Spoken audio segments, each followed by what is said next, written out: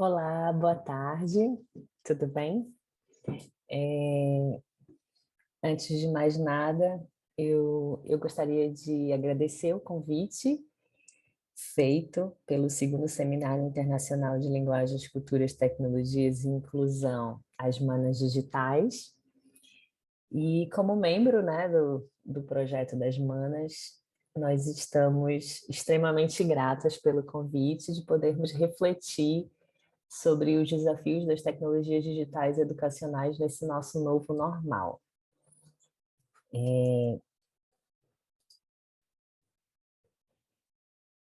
Infelizmente, eu estou aqui a gravar esse vídeo porque ocorreram alguns atropelos aqui durante a nossa semana e era para a Dani estar com vocês, a Daniela estar com vocês, que é a nossa coordenadora do projeto das Manas Digitais. Entretanto, ela está num evento representando as Manas em São Paulo, e eu, como colaboradora, estou aqui também para partilharmos, né, e refletirmos sobre esses assuntos.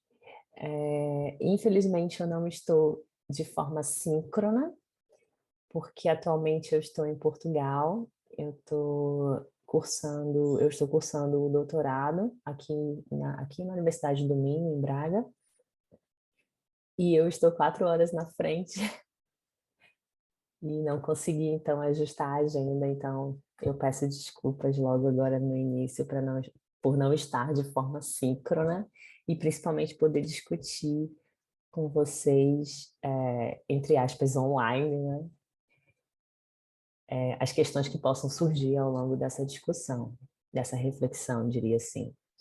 Então, antes de começarmos a falar sobre esses desafios, e principalmente que desafios são esses que as manas digitais elas observam agora nessa nossa nova realidade, vale eu me apresentar, né? Então, eu sou a Gabriela Rodrigues, eu sou professora do curso de Telecomunicações, do Instituto Federal do Pará também, só que eu sou lotada no campus Belém.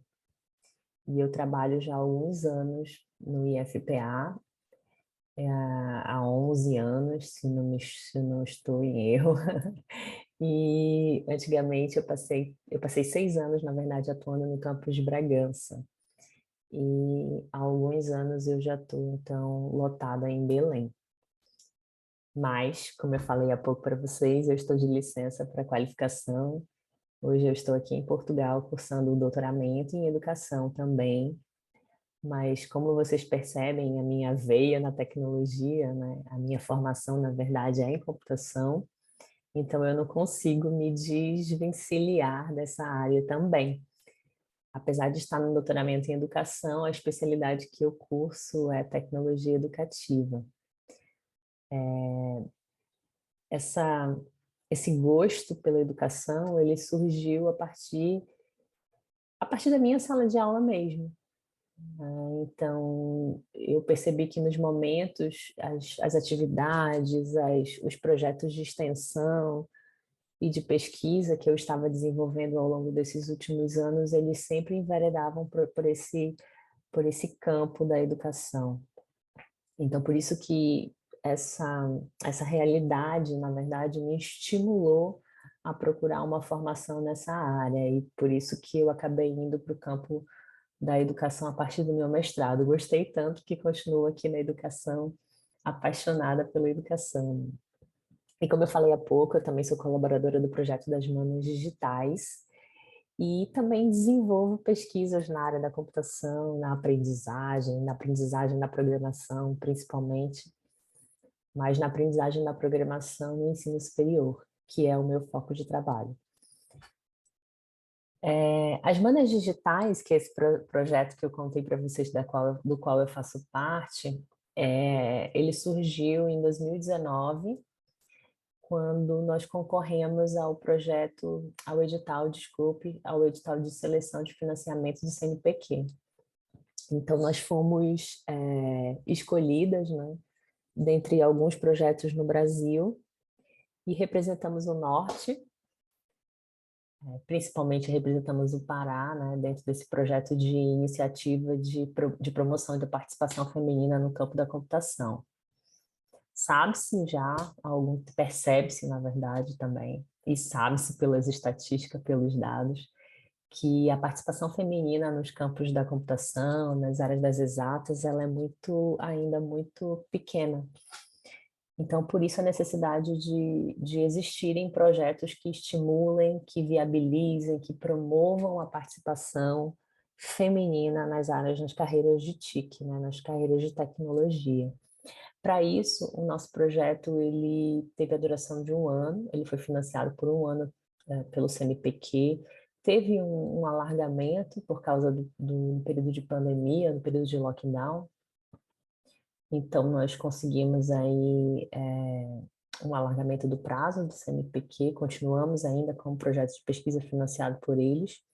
E durante esse período, nós capacitamos alguns jovens e crianças de escolas públicas da região metropolitana de Belém, principalmente em Ananindeua, nomeadamente em Ananindeua. Não fizemos distinção por gênero, não escolhemos somente meninas para participarem desses workshops, vamos dizer assim. Contamos com a participação também dos meninos, porque a gente acredita que se houverem meninos, a gente consegue discutir sobre isso também com eles e quem sabe eles também possam ser atores de modificação do nosso futuro. Então aqui a gente tem algumas imagens de situações, de momentos, na verdade, que as manas estiveram presentes nas escolas públicas. E à direita a gente tem uma foto da equipe das manas, né, da equipe inicial, que inclusive hoje a nossa equipe está bem alargada, ainda bem. Depois que nós deixamos de ser financiadas pelo CNPq, nós resolvemos transformar o projeto das manas digitais numa ONG. E hoje nós estamos nesse processo de burocracia, né, de emissão de certidões, enfim. Mas continuamos atendendo mulheres, meninas, jovens, e assessorando essas meninas no ingresso das carreiras de tecnologia, através principalmente de mentorias online. Então, se vocês quiserem saber mais sobre esse projeto, sobre as manas, o que as manas andam fazendo, né, aonde as manas estão, ou se quiserem, por exemplo, participar também do projeto, vocês podem encontrar aqui embaixo algumas informações, o nosso perfil nas redes sociais, no Instagram, no Facebook e no nosso site também. Além disso, nós também temos algumas aplicações disponíveis na Google Play, que vocês podem também ficar sabendo, se interar disso através desses perfis. Como foi que nós trabalhamos nessa realidade? Vamos pensar primeiro no lockdown, como as manas conseguiram sobreviver ao período de lockdown. Infelizmente, todas as nossas atividades que tínhamos planejado para serem desenvolvidas durante esse período de financiamento do CNPq eram presenciais. Estaríamos na escola com essas meninas, com essas crianças, com esses jovens, atendendo, ministrando treinamento para os professores também, que faziam o auxílio dessas atividades, que davam suporte ao projeto das manas dentro dessas escolas, formação das nossas bolsistas também.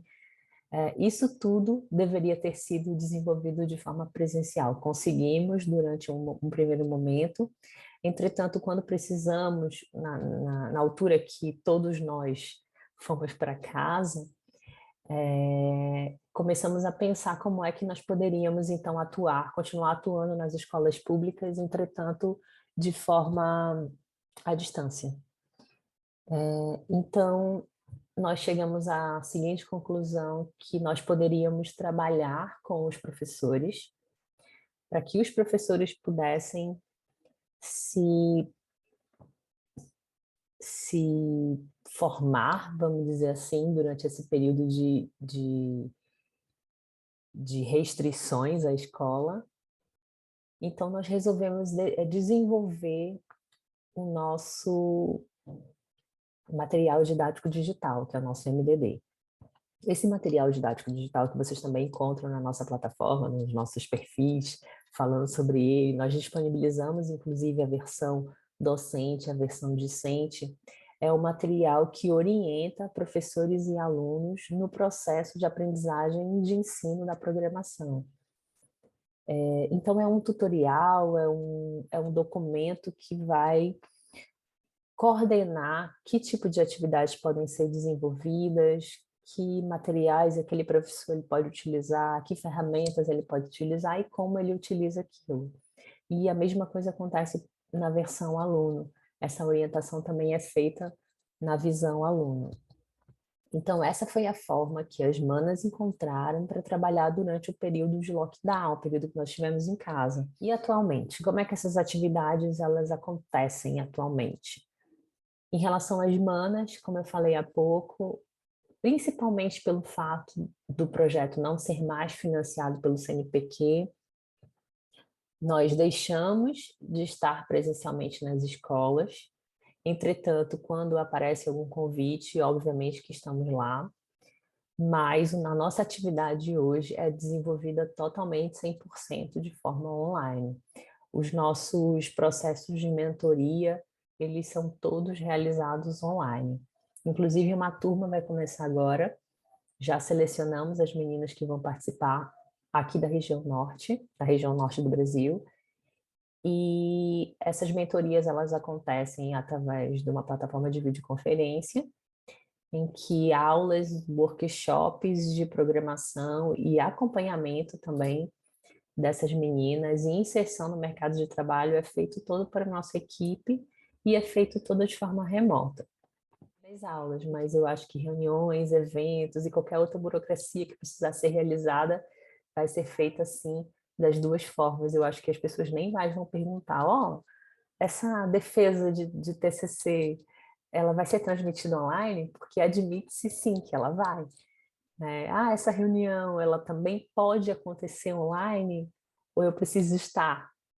Não, vai ser transmitida online, né? Então eu percebo aqui que, inclusive, até os eventos de primeira Eucaristia, de crisma, de entrega de certificado, de melhor aluno, essas coisas que acontecem na escola, elas já são feitas também com transmissão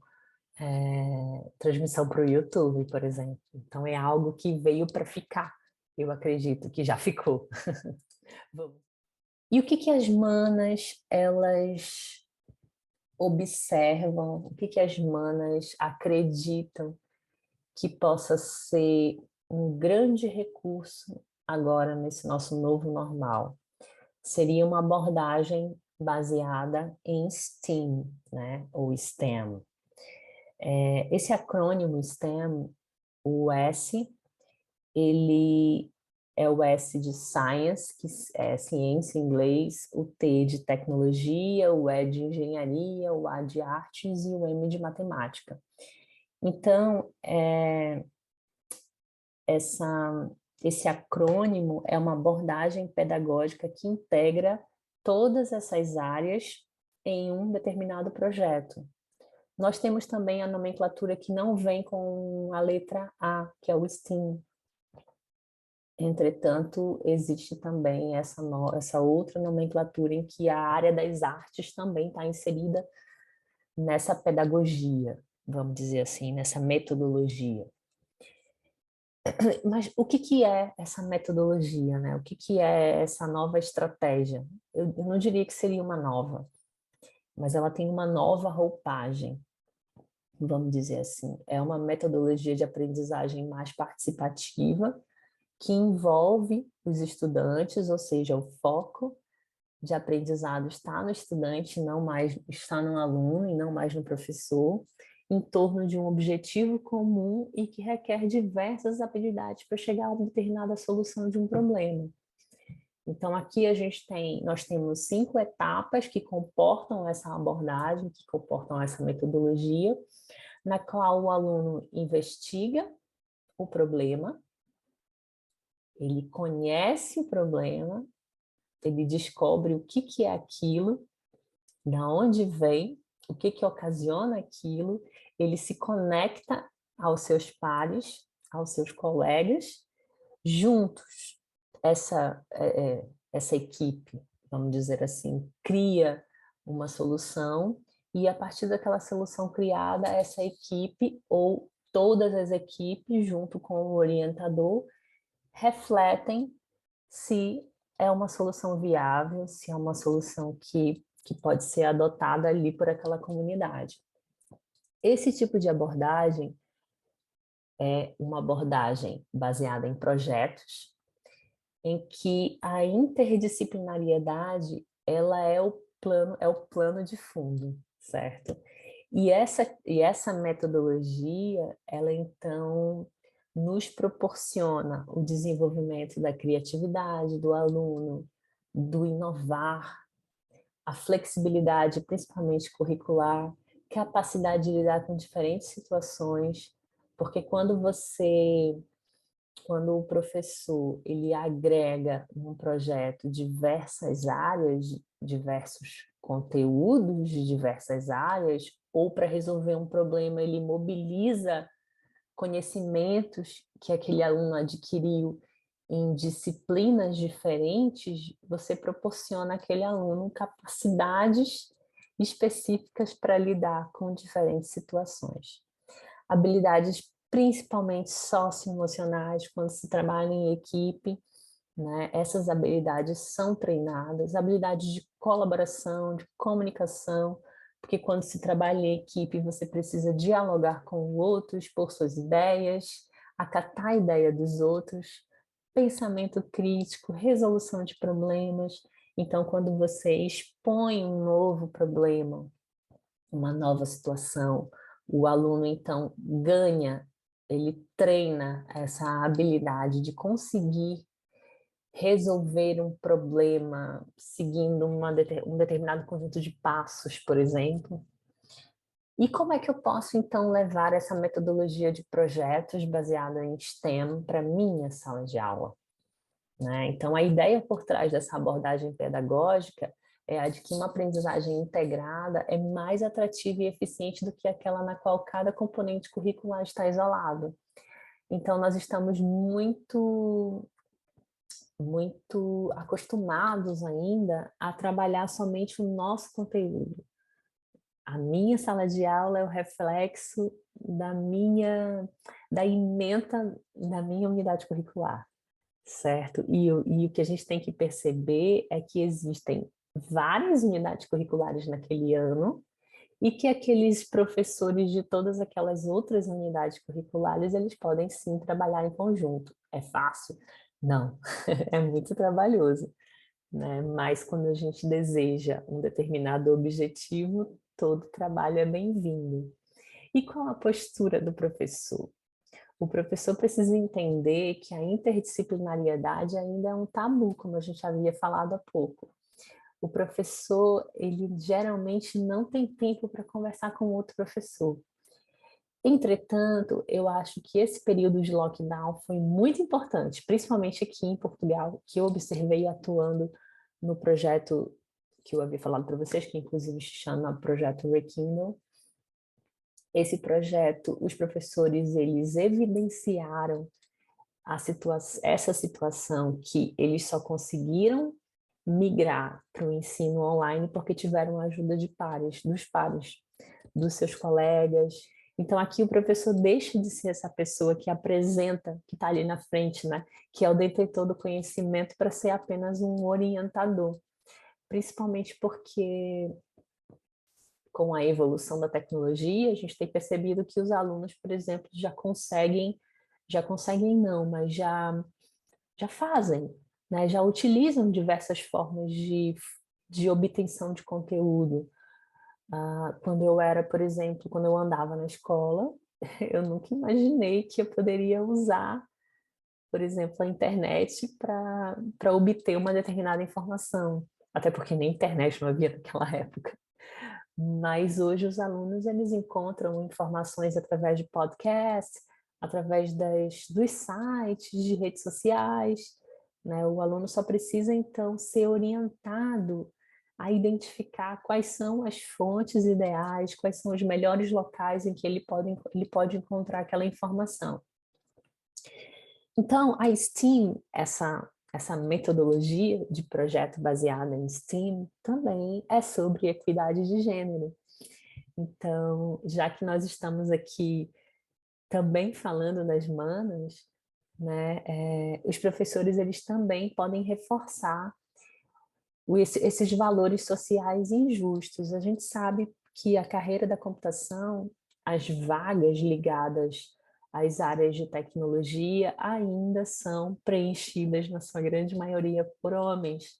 Os cursos de engenharia, os cursos de computação, os cursos de exatas, de uma forma geral, eles ainda são frequentados, na sua grande maioria, pelos homens. E a gente precisa quebrar esse estereótipo, né? A gente precisa apresentar, então, nesses nossos projetos, nessas nossas intervenções, referências femininas. E existem muitas referências femininas na área da computação. Então, se hoje nós entrarmos em sala de aula e perguntarmos aos nossos alunos, digam-me um grande nome na área da computação, as pessoas só vão conseguir lembrar Bill Gates, Steve Jobs ou Mark Zuckerberg, mas ninguém consegue lembrar, por exemplo, que existe a Ada Lovelace, né, que foi uma grande mulher, que foi a primeira mulher, inclusive, quer dizer, a primeira pessoa, não precisa ser mulher, né, o primeiro indivíduo a desenvolver, a pensar uma linguagem de programação. E como é que é um caminho possível? Né? Como é que o professor ele pode desenvolver a fim de desenvolver de verdade um projeto STEM, né? Primeiro, o professor ele precisa ter uma questão geradora, um problema, né? O que eu vou, no meu contexto, resolver? E o que é muito importante aqui, nesse momento, é escolher um problema que faça parte da vida dos seus alunos. É igual quando a gente aprende a escrever, que o professor diz assim, escreve aí a palavra pêssego. E o aluno não sabe nem o que é pêssego. Ainda mais a gente do norte do Brasil, nunca viu um pêssego, só no Natal. Né? Então, é muito importante você trazer a realidade do aluno para dentro da tua sala de aula. Mostra para ele que ele pode resolver os problemas que estão em torno dele. Né? Faz uma visita ali na tua comunidade, na tua vizinhança, e tenta descobrir que problemas estão ali e que podem ser resolvidos facilmente. Obviamente, também a gente precisa adequar esses problemas à idade dos nossos alunos. Então, o primeiro passo é nós definirmos a nossa questão geradora. A segunda é a fase de investigação, né? É a base para a construção do conhecimento e o que vai garantir a participação ativa dos teus alunos. A gente tem que pensar no encadeamento lógico dessas etapas com objetivos claros em cada uma e orientar as ações investigativas.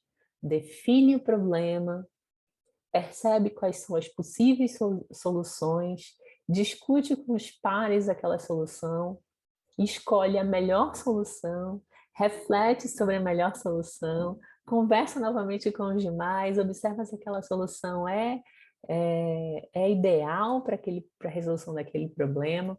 E aqui a gente percebe, então, a interdisciplinariedade, que é o grande diferencial do STEAM, né? Porque aqui a gente vai poder envolver diversas áreas, diversos professores, os professores de português, o professor de português, o professor de educação física, o professor de artes, o professor de música, de informática, todos podem estar juntos trabalhando para resolver uma determinada questão.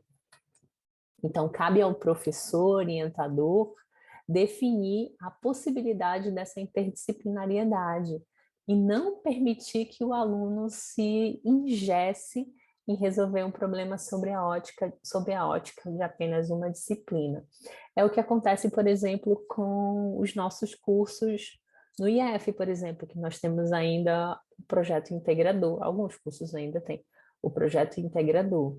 Então, o grande objetivo do projeto integrador é fazer com que o aluno perceba que a interdisciplinariedade é possível. A vida real, na verdade, é feita disso, né? A vida real é feita disso. Então, nada mais justo do que usar a realidade no processo de ensino-aprendizagem. Outro caminho não, mas outro item que a gente precisa observar é a atividade em equipe. A gente sim precisa explorar, precisa incentivar que os nossos alunos estejam em conjunto, porque em conjunto eles conseguem desenvolver habilidades específicas como habilidades sociais. Inclusive, existe um novo conceito que foi reformulado do pensamento computacional. Não sei se, acho que vocês conhecem o conceito de pensamento computacional, né, que foi desenvolvido pela Janet Wing lá em 2006, e ela dizia o seguinte, que a computação precisa ser um assunto dominado por todos. Todos precisam estar inseridos nisso, porque isso fará parte do futuro, e quem não souber disso vai ficar fora. Só que o que se percebe hoje em dia? Uma pesquisadora, ela conseguiu identificar o seguinte, que não só de habilidades técnicas faz-se um bom aluno, vamos dizer assim, né? A Cafai e o Burke, que são dois pesquisadores americanos, eles alargam o conceito de pensamento computacional para um conceito maior chamado de participação computacional. Na participação computacional, eles admitem que o aluno precisa sim adquirir habilidades específicas e técnicas naquele determinado assunto, entretanto, é extremamente importante o aluno também desenvolver habilidades sociais, que são estimuladas através do trabalho colaborativo, trabalho em grupo, e principalmente de habilidades críticas, políticas, né? Então, quando você traz um problema que faz parte da vizinhança do aluno, da sociedade, da comunidade do aluno, você faz com que o teu aluno pense em como aquela tecnologia, puxando a sardinha para a computação, né? Em como a tecnologia pode influenciar aquele meio e como é que a tecnologia se relaciona também com aquele meio. Então, o teu aluno ele consegue trabalhar em todas essas habilidades. Então, por isso que o conceito de participação computacional, para mim, é muito mais atual, é muito mais normal, vamos dizer assim, do que o de pensamento computacional. E o passo seguinte seria, então, gerar um produto final. Então, depois que você envolveu várias disciplinas, você permitiu a participação de vários alunos naquela atividade, você tem um problema, você tem soluções para aquele problema, então você tem um produto final. A construção de um produto final, então, concretiza e dá visibilidade aos processos de aprendizagem e conteúdos trabalhados, né? A escolha do que fazer, obviamente, depende dos objetivos do projeto, dos recursos que a escola vai disponibilizar. Lembrando que se a escola não tiver recursos, isso não é um impedimento, isso não é um obstáculo. E a fase final seria, então, a avaliação. Só que aí a gente pensa, bem, a avaliação acontece geralmente no final, quando o produto está pronto e eu avalio o produto. Não, né? O professor, como ele é um orientador, ele participa de de todo esse processo de construção desse projeto, ele observa como foi desenvolvido, como os alunos atuaram, como eles pensaram para resolver aquilo, então ele consegue avaliar o processo e não o produto. Isso que é muito interessante. Talvez se nós tivéssemos essa percepção, se nós tivéssemos já colocado em prática, né, o ensino baseado em projetos, usando o conceito STEM, talvez quando nós estivéssemos no lockdown, o campo avaliação não tivesse sido tão dolorido, né, porque o professor já conseguiria aprender a avaliar a partir do processo e não a partir de um formulário, bem? E eu agradeço muito a oportunidade de estar com vocês, de estar partilhando um pouquinho sobre esse projeto das Manas, que é sensacional, particularmente, né? E no que nós pudermos ajudá-los, se alguém tiver alguma dúvida, infelizmente eu não estou de forma síncrona, não posso responder as dúvidas agora, mas se alguém precisar de ajudas ou tiverem sugestões ou tiverem perguntas, podem usar o meu e-mail que está aqui embaixo, gabriela.silva@ifpa.edu.br, ou pode mandar-nos uma mensagem através dos nossos perfis na rede social, tá bem? Muitíssimo obrigada, professora Karen, pela oportunidade, pelo convite, e espero que vocês tenham gostado dessa nossa reflexão. Tá bem? Tchau, até logo.